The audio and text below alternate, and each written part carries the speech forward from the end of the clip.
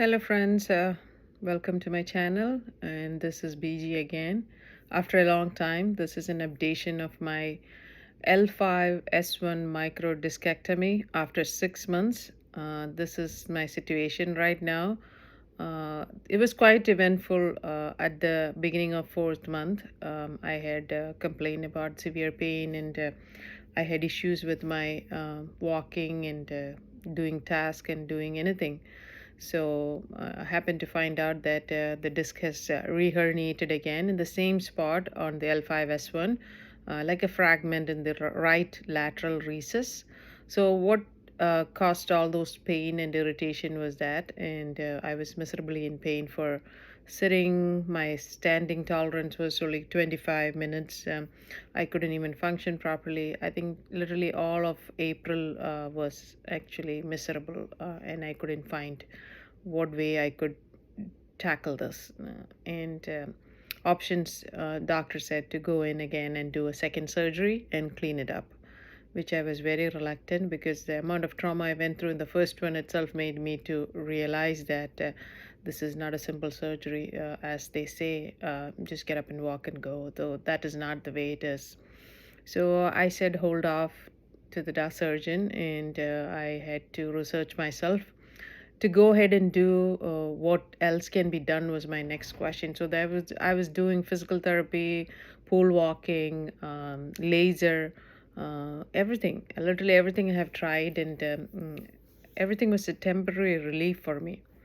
So what I was thinking was like, what can be the next option? So I went for a second opinion with another doctor. He was pretty good, and he was saying like everything is a hit and miss. What if it doesn't reherniate? The first question I had was if I do the second surgery, whether it will reherniate again. They all said that the chances are likely. So I was very reluctant. That was the second thing which made me to decide that I didn't want to go for the surgery unless and otherwise there is a valid reason that I have no sensation or bladder or bowel discomfort or anything like that. So while researching, I found out one thing is like, every every disc issues have healed, and some may aggravate in between. So right now what I'm doing is like I'm doing some decompression therapy. So that is like a therapy which they lay you on a decompression table, and they expand the spine, and they let the spine do the job and expand with the disc goes in. They call it intra-disc neutrosis. And it's actually done in Disc Institute, Nerve and Disc Institute in Farmington, Michigan. I think after first or three treatments, I was feeling a little bit better. I was able to standing tolerance and walking tolerance became better. I had actually done almost 12 treatments now. So this is almost a month now after doing continuous every week. No, 1.5 months now. So almost 12 treatments, 3 days a week, and now 2 days a week. So it's been helping, and I can say that my tolerance level have gone better, and my pain level, I still have pain radiating from the right buttock to the right thighs as well as to the legs. And if I sit for a longer time, I have numbness in my and tingling in my last three toes. So second thing which I'm doing is like every 14 days or every 2 weeks I'm doing an ozone injection. So I've tried the steroid injection in the first set, but it didn't help me. But only thing which it didn't done is like kind of increased my blood sugar. So I opted out for that one for after that. And ozone injections have given me relief before. Before the first surgery itself, I had got relief from ozone injections. So I go to Michigan intervention pain specialist to get ozone injections every 2 weeks, and that has actually tremendously helped in strengthening and improving my spine as well as I could exercise.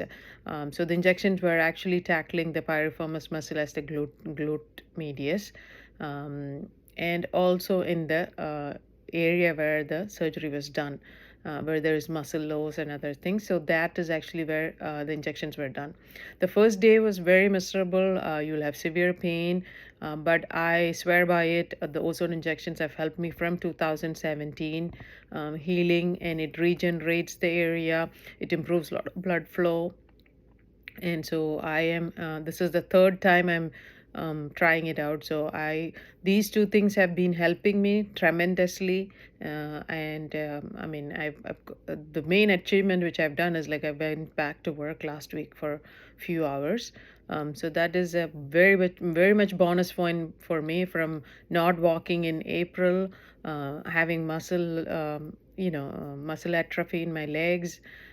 These all actually have a little bit much better, and I'm doing my regular scheduled exercises. I have actually a chart which I do every day. I will write down everything and make sure that I've done my exercises every day, and which I'm very judicious about. You can see how I do it. This is my exercise chart, and this is what I do. And I write down this every day: how many steps, what is my pain scale, what is my meds, how much water did I drink, and steps and sleep. Even sleep too. I was so sleep deprived because of the pain. Still, the problem is I have pain. Pain, especially sometimes when I get up in the morning, I have severe pain, depending on the sleep. I think so. My body doesn't get enough sleep. I think it is acting up too. And then I stretch and I do all the exercises, and then I move around, and definitely that improves. And I wear constantly a belt. I have SI belt, which after the treatment they have suggested to have the belt, especially during do not lift anything. I'm not lifting anything. I'm not bending anything. I'm not doing anything. I'm only doing minimal things. I'm also actually trying to exercise each muscles, especially I told you there was muscle atrophy in my right leg. I could even feel it, and even the butt too. So I'm trying to strengthen each and every muscle every day, and trying to make sure that I build up myself slowly. And I'm walking every day at least 3,000 steps. That's my tolerant way to do it. I went back to work. Uh, it was a little bit kind of disturbing. In the first day I had a little bit kind of pain radiating through my legs, and I was worried. But then in between I took a break, and 30 minutes I lie down, and then it went away. So main thing, I shouldn't irritate the nerve to the point where it is angry and try to act up. So whenever I start feeling that tingling and irritation, I have to go lie down, and I have to make sure I take rest. So I've learned to manage how to tackle this issue right now. And I think going forward, I'm 100% hoping that I don't have to go for the second surgery. Definitely, this is all my additional things which I've gained. One is my standing tolerance, my sitting tolerance. I've gone going back to work at least few hours. Driving is still difficult on the days when I do the decompression. It's hard for me. I sit on ice, or I do some laser therapy. So I have a Rendell laser gun, so which helps me to take that inflammation away from that area. So that has helped too. So these three things have changed the way the disc bulge is. And surgery is not the solution for everything. I also believed in it, but I had no option in the first run because I had completely lost my ankle and leg sensation. But this is the update as of right now. And there was a lot of people helped me. Thanks for all the prayers, and thanks for people who have continuously motivated me, because in April I was very depressed because it's secondary herniation. I couldn't take it. Mentally, physically, everything was very demotivating. But there are people who really stood up and talked to me and helped me out. I'm thankful, and thank God for making me just sit up and do this video too, because I was not at all motivated for anything. There's things which I learned a lot from this experience. One is, do not jump into conclusion for going for surgery, even if it is a secondary herniation. I felt like my world was falling apart when I heard about the secondary herniation, but definitely there is solution for it. There's things beyond what we imagine. Uh, there is things which healing power is something which is body can heal itself too. So I definitely suggest people who are actually due for surgery, look it up, watch videos, ask opinions, second opinion from the doctor. As it is, neurosurgeons, they are there to do surgery.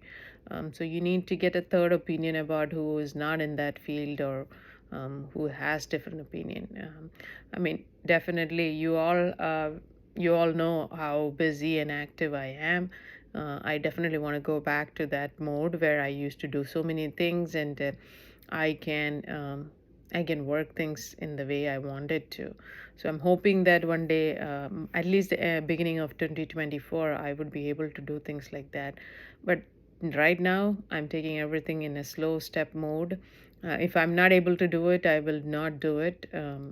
I will not push myself, because that is what I did always. I wanted to push myself to do the max and get the max out of everything. So uh, thanks for everything everyone has, especially for the prayers and the support. Friends, family is one another thing. They all have stepped up to keep me going, and taking me everywhere and going, getting things done. So it's a huge support system you need, otherwise you will get definitely depressed, staying in bed and cannot go down and even take your food, going to the bathroom. This all was a miserable journey. Definitely, I want to share this information to people who are suffering. I have watched so many videos, and I have got so much information.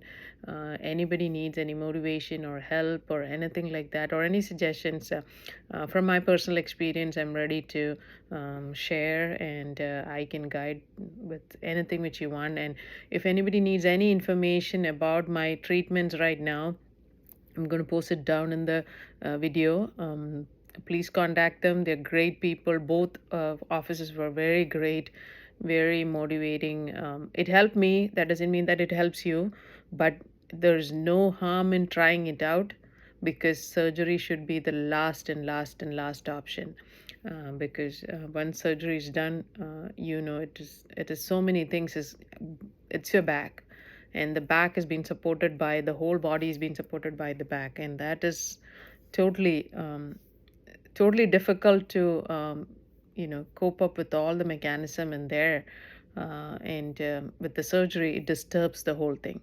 So need to have a definite question there. Should I go for surgery? That should be the last option for everybody. Unless otherwise, as I said, losing your leg sensation and bladder and bowel sensation, that has no, there you shouldn't wait then. So thank you so much, everyone.